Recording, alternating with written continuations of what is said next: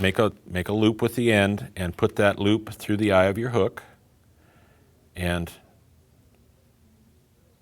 tie one overhand knot.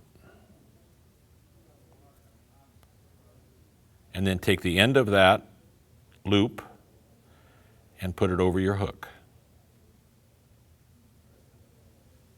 And then tighten things up. And again, all of this would slip a lot easier if it was monofilament line. But there's your Palmer knot. The Palmer knot is just another way to attach a hook to the end of the line, and it's personal preference as to which knot you prefer. And it's just another way, another knot to tie a hook on the end of a line.